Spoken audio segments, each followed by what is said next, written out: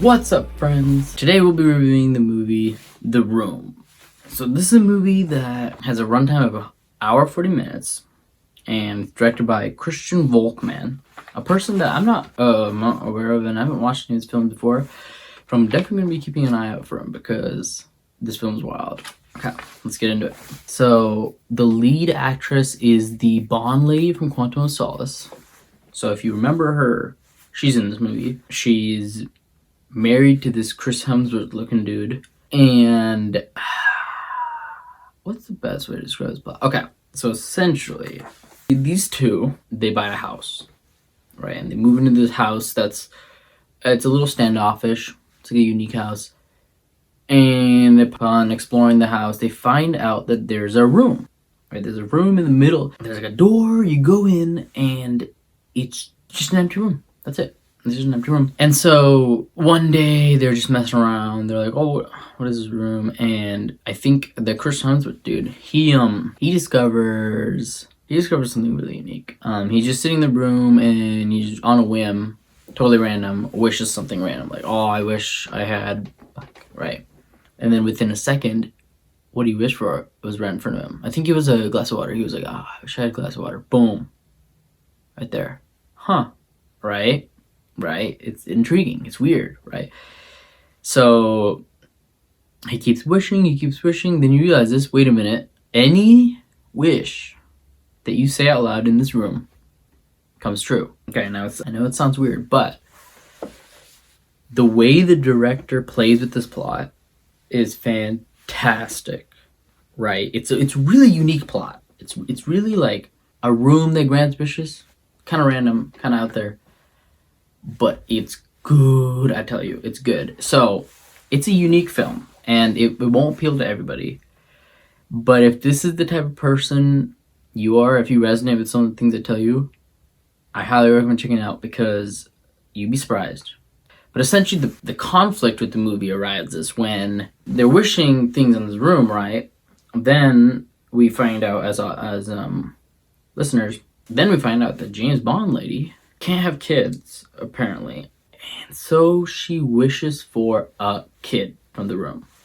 I mean, as a viewer right now, I bet you're already cringing because, it's pretty obvious that this isn't something you'd want to do. Like, you would never wish for a child from a room. I don't know about that. I guess maybe if I was desperate enough or something, but essentially, right? You wouldn't think about wishing for a child from this wishing room. But she does it. And this movie is essentially about how that goes down.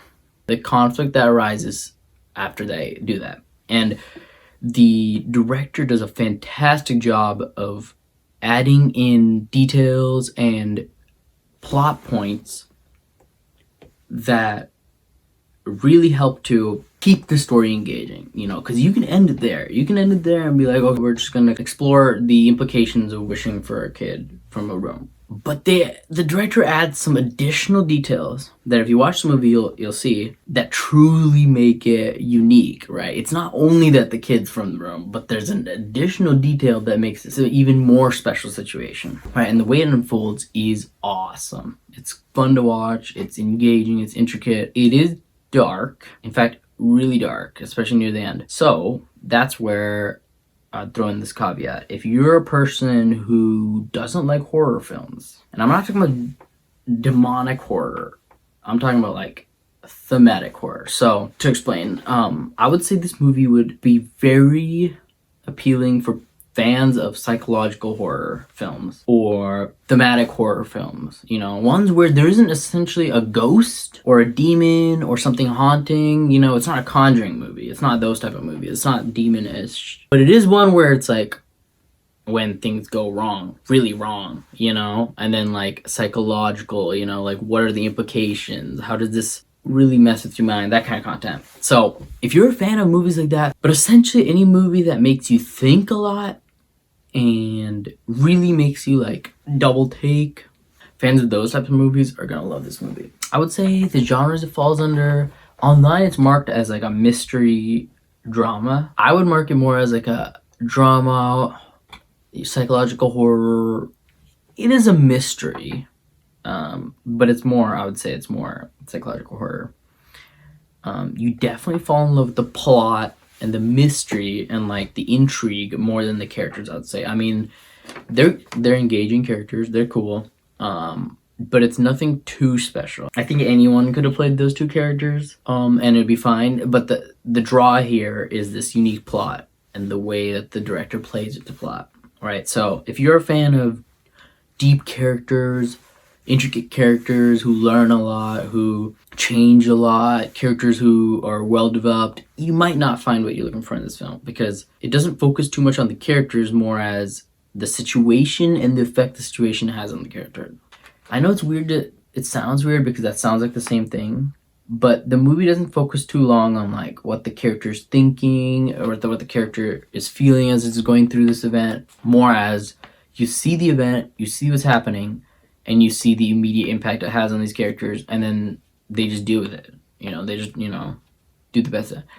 It's very psychological though. So there's a lot of yelling, there's a lot of violence, there's a lot of like arguing, psychological trauma that I think some fans might shy away from. And that's totally fine. It's definitely not a movie for everyone. My mom is very traditional, very straightforward, and she hated this movie, right? Because it makes you think. This is not a movie you're gonna want to sit down at the end of the day de-stress to. This is a movie that you have a couple hours at the end of the day, or maybe on the weekend, that you really want to get lost in a plot. You don't want to worry about characters. You don't want to. I mean, the characters are important, and the thing is, these two do a great job. I think I'm underselling how solid performances they provided, but it's really the plot that steals the show here. I will say it does hold your attention all the way through, and if you keep sticking through it, you'll see that there's additional elements added that make sure that the plot remains engaging even as you continue to watch it. The one caveat is it is a little slow at the beginning. So the first half an hour is plot, character development. It's important, all very crucial, but it's slow. So this is not a movie that you should click on to watch for like 10 minutes and then bounce, because you won't get the full experience of the movie at all. In fact, to get the experience of the movie, you need to wait to the end, because the way it wraps up also adds an additional like oomph to the story and the message behind the movie, which I think would be lost if you dropped off halfway through or anywhere without finishing it. I would rate this movie a 4 out of 5. So definitely recommend checking it out. If what I said during this review resonated with you, definitely worth checking out if you're a fan of dark drama, mystery, psychological horror movies that deal with supernatural events and supernatural themes that aren't demons, ghosts. There are no demons, there are no ghosts in this movie. It's not one of those movies, but it does ride the line of horror really well. And the music, the shots, the camera angle, everything is utilized to create a very tense and very stressful situation that I think many fans would love to be a part of, just because it's very engaging and it holds your attention. So now on to the parents review. So in terms of action, I would rate it a 3.5 out of 5. I wouldn't say it's very action heavy. There is a lot of yelling and arguing, and then there is violence near the end. However, I would say it's the themes it delves with might be harder for a younger audience. But essentially it's the themes of like death and purpose and the value of a life and stuff like that, which I think might be lost on younger viewers. But again, that's up to you. The violence is not too grotesque. There is sexual content, but it's not too drastic. I would rate it a 3 out of 5 as well. There's a sex scene near the beginning, and then there's like a BDSM scene kind of like in the middle, and then there's one encounter where there's a breastfeeding scene where we see female nudity, but it's very brief and it's unsexual at all, so it's not really that bad. There is nudity though. So there's also a scene really weird where like a kid watches their parents, which is super uncomfortable if you're watching with your parents. So instead, it's a movie I'd recommend with friends if you wanna all get together at the end of the day and like go through an experience together, honestly. I wouldn't recommend watching it alone necessarily, just because it's heavy and it's dark and it's intense. And so if you love those things, go for it. It's all you. But I enjoy sharing that experience with others rather than going through it alone. But anyway, and then in terms of language, I would rate it a 2 out of 5. Just because there isn't too much. It is an R-rated movie, so there is the F word. Nothing that's too drastic to where it might detract from the movie altogether. It is a tough movie for older audiences, so I would generally recommend an older audience watch this movie, but that's all you. And with that, that's the end of the Parents Review. So now, I'll talk about a couple of the themes and lessons from the movie.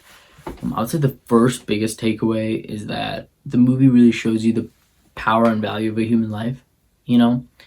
And that life isn't something that can just be duplicated or created, shouldn't be. And also, it really goes into the purpose of like, a shortcut is not the answer. Shortcuts in life often lead to negative consequences that can be truly, truly devastating. And so this movie takes it obviously way over the top, but it shows you that, like, you know, maybe not like wish for a kid, but like try make one or like adopt, you know, but definitely don't get one from a room. But, you know, anyway, if you found this review helpful, if you liked any of the content, smash that like button, subscribe, and I'll see y'all on the flippity flip.